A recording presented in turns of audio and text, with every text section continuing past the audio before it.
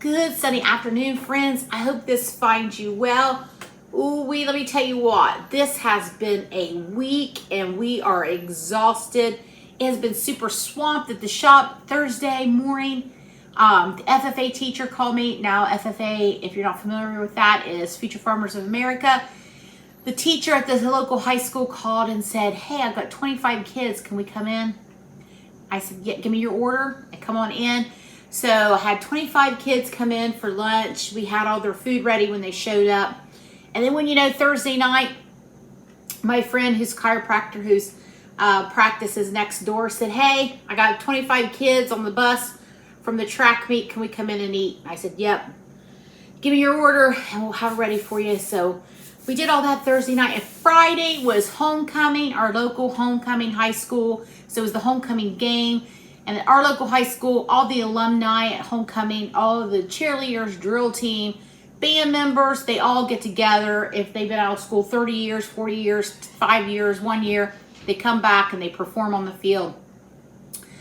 So I didn't attend school here, so I wasn't part of that. But anyway, we were packed Friday before that football game, and just the whole day was packed. And then last night was the actual homecoming dance. So a lot of my kids that work for me went to the homecoming dance, and a lot of them went Friday to the game. So I was super short staffed, but we lived through it. Everybody had a good time.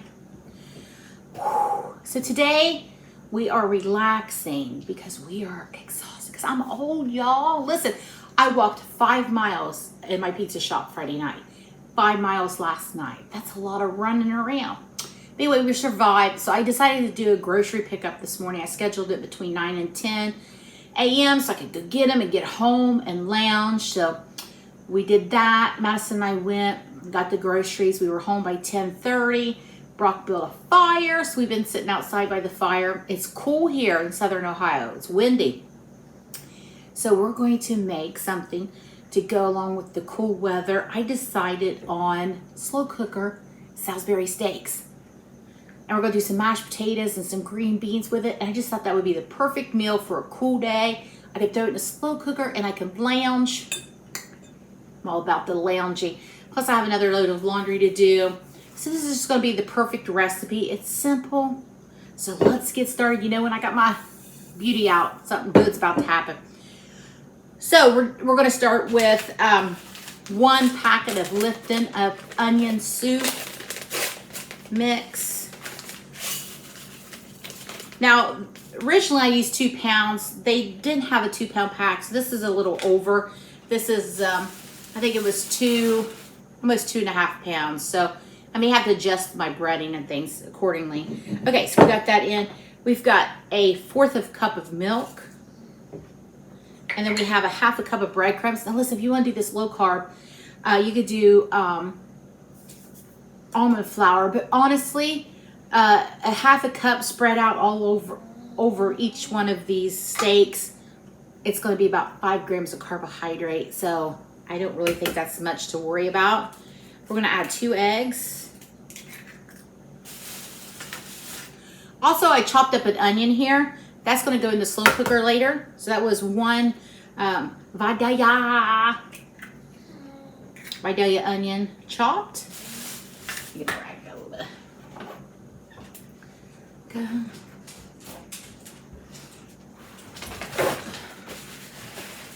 All right. Gonna mix that in together. Give that a stir. So while I'm stirring this, I'll tell you about my little chickens. We have chickens, as you know, because you hear them can crow. But we have some that can escape. We call them the Houdini chickens. So the chicken pen coop is big, and then it has a roof over it because we have a lot of hawks here. So to keep them safe, it's always been enclosed. The whole barn lot, chicken lot. It's not a barn lot. We don't have that big of an operation. So anyway, we have little bantams. I call them bannies, and they're little chickens, so they can escape and get out. So I had 3 in particular. One passed away. His name was Pablo Picasso because he was beautiful like a painting. So I called him Pablo, and I named the other 2 Carol and Sissy. I called the one Sissy because she kind of would run off. Well, much to my surprise, I was outside the other day and Carol and Sissy crowed. So they are in fact roosters. So anyway, I've been training them to come up to me. I've been taking out bread.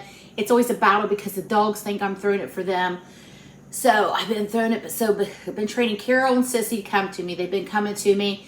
When I go outside, I'll yell for them and they'll come running. It's so cute. Have you ever seen a little baby rooster run? It's so cute.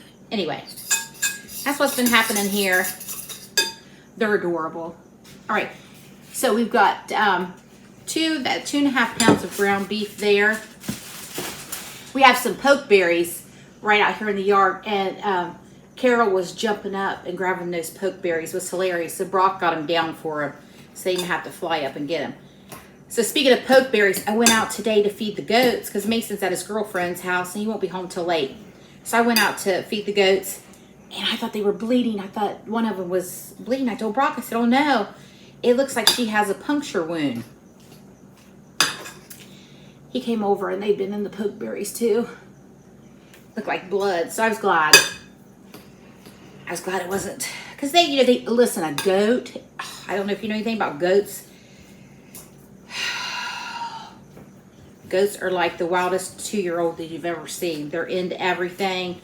They'll try to get out. They'll try to squeeze through anything, stick their head through anything. Anyway, they're a mess. But she was saying she just been in pokeberries.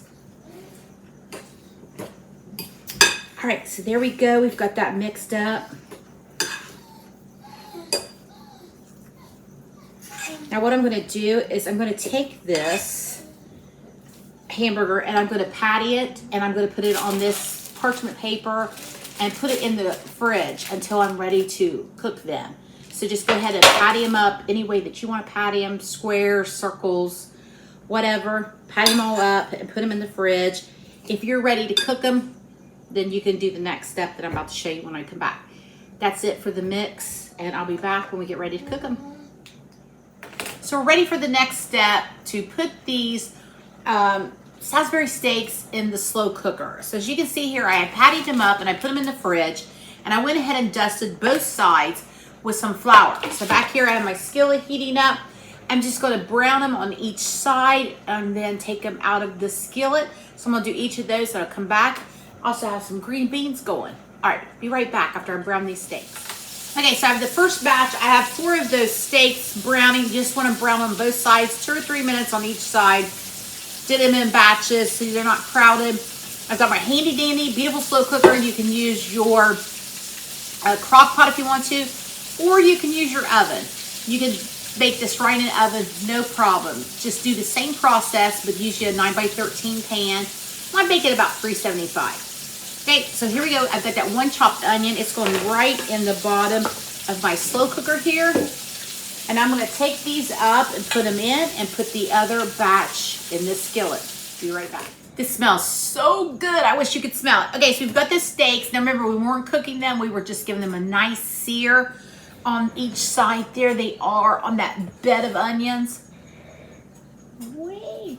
All right, now we're going to make our delicious gravy to go over top of them. So I got my little mushroom bowl here. Now listen, speaking of mushrooms, you totally could add mushrooms with the onions and then put the steaks on top. I'm not going to because I'm saving my mushrooms for tomorrow because we're grilling steaks out tomorrow. I want my mushrooms for those, okay? So to make our gravy, we're gonna add 2 cans of cream of mushroom soup. Now, if you wanted to use cream of chicken, if you don't like cream of mushroom, that's fine. But 2 cans of cream of mushroom. Then you're going to add in 1 packet of a gravy mix here. Now, if you notice, I haven't added any salt to anything because a lot of the ingredients, the Lipton onion soup mix and all of that, it's salty. I have added black pepper to my steak when I fried those, and then you have all of this that's kind of a salty thing.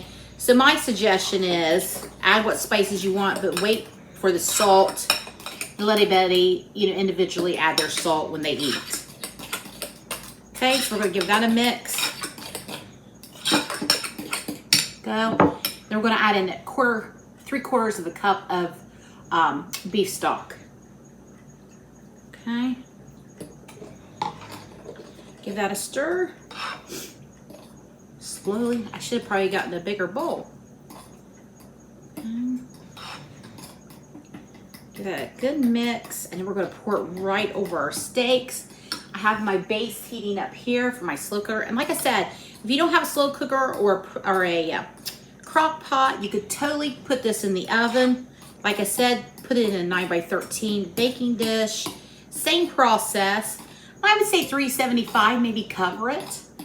Give it about 20 minutes. Give it a look. You want your meat to be cooked through, and then take the foil off and let it finish up without the foil. Okay? All right, so there we go. I'm gonna go right in with this gravy. Oh, wait, that looks so good.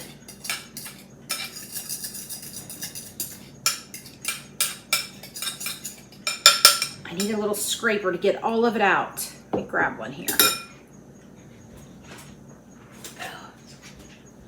We don't want to leave any of that goodness behind. Go. There we go. That's the trick. All right. See how simple and easy this was? Now listen, so when I started the process with the meat, it was pretty early, so we didn't want to eat something that early. So you can, you don't have to put the meat in the fridge and let it set. You can totally work it up, flour it, fry it, and go straight from there. It was like 10 in the morning, so I didn't want to, start this that soon. Okay, so there it is. It's about 2:45. I'm going to do 2 hours on high. So we'll see how that goes. And then I'll let you know the time for sure. So I think I'm going to go take a nap while my slow cooker does the work. All right, friends, we'll be back to show you the finished product. All right, friends, here is the start of our show. It's been about an hour and a half on high. You just want to check your meat for doneness. So we're going to take off the lid here. I'm going to lift it up so you can see it.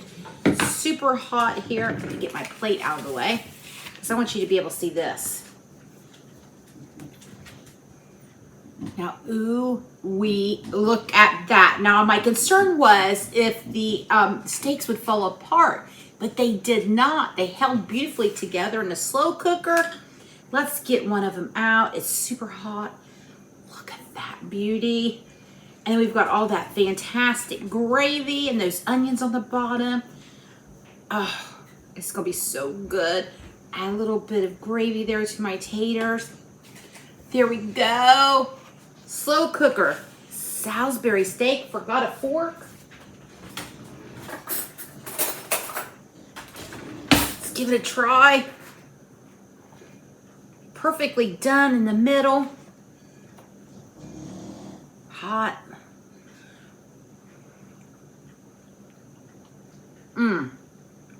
Oh my. Oh my goodness. That is absolutely delicious. It was so simple, so easy to throw together. You will not regret this one. Walk, don't run to the store and get you some of the ingredients and make you some slow cooker Salisbury steak. And even if you don't have a slow cooker, throw in the oven. Delicious, friends. I'm gonna go eat. I hope you have a fantastic Sunday. Thanks for stopping by, friends.